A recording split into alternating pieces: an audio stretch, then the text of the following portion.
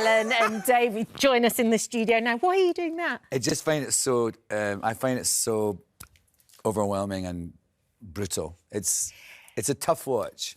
It is, but it's so brilliantly done between all of you. Yeah. And the way the mirror is held up to society, modern society as it exists at the moment. Yes, yes. It's really about... I think Russell T Davies, who is, as we know, a genius and has written so many sort of state-of-the-nation things over the years, and this is very much about... He wanted to write this about how he felt. Kind of the... It's a story about two neighbours that goes haywire, but it's about the way that violence and hatred is sort of normalised so much in our culture nowadays, and how it's, you know, hopefully a wake-up call for everybody. Yeah. And you exec produce it as well. That's right. Yes. So and it's really lovely because we were just watching the little promo there and you were literally talking about every one of those actors in it, saying, oh, they're fabulous. He was wonderful. They were incredible. Yes. And yet you must feel sort of quite paternal towards the whole thing. Well, especially... Yes, actually. And especially because there are so many young people in it. And in the story, I run a bar, and there's a bunch of kids that, you know, work in the bar, and there's a couple of trans people in it, and they're just such...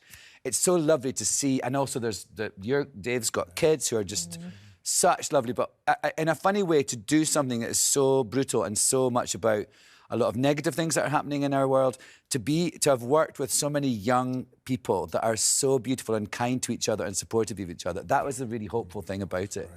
David, one of the things that was so interesting to me was how it started, and then the layers of the onion were peeled back, and just how dark Clive got. Yeah. I mean, I think the one thing about it for me was that you make presumptions about it. Russell plays with the time frame brilliantly. Brilliantly.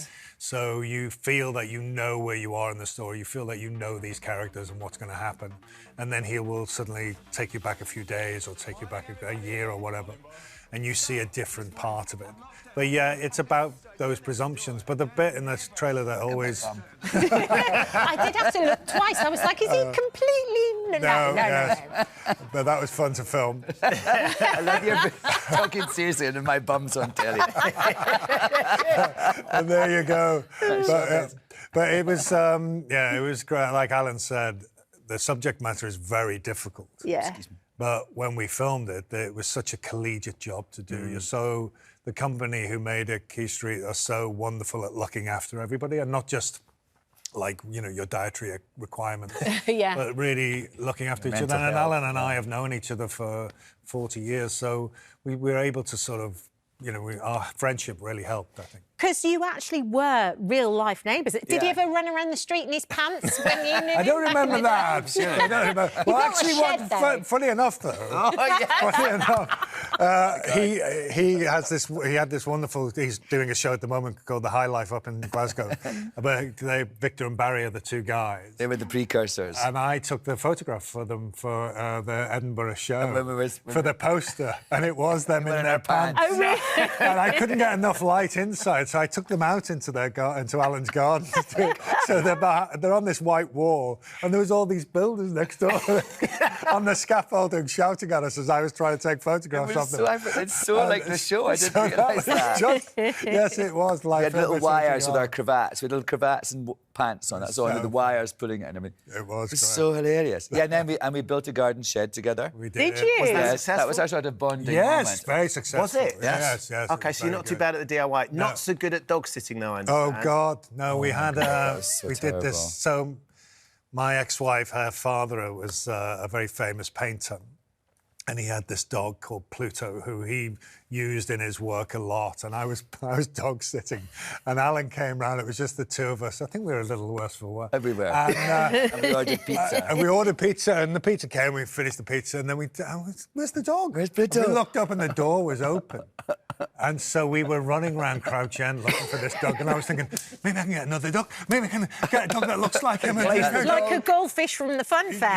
Yeah, but it was like this beautiful sort of whippet. Yeah. But luckily it was a muccio thing, so it was by the bins. That's where it went to. So we found him. But then, years, about 15 years later, I was in Los Angeles with Esther, Dave's ex-wife, and her sister, and we were standing in front of the most giant portrait of Pluto that was valued at like $20 million or something. We was like, oh my God, this painting would never have happened. He's come back to haunt you. Yeah, it's just crazy to think. Haven't you been given a new amazing position at the theatre as well? Creative. I'm an artistic director of Pitlochry Festival Theatre. Yeah, it's so exciting. That's a very fabulous title, isn't it? And executive producer, yeah. So it's the first show, actually, of my inaugural season. Yeah.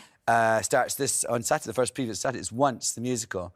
And our friend John Tiffany is directing it, and then Stephen Hoggett, the choreographer. So it's the original Broadway and West End productions going to the Highlands of Scotland.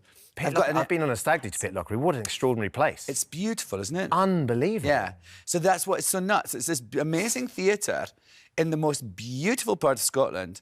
And it just sort of happened, and now I'm running it, and I get to bring great people and great friends to come and do great plays there, and everyone's having a great time. Brilliant. Will there be more Traitors in the US as well? Yes, I'm going to actually on Sunday. I'm finished the High Life musical that I'm doing now. Yeah. In Glasgow on Saturday night. On Sunday I go back up and do the American real people Traitors. Real people. Like you. Yes.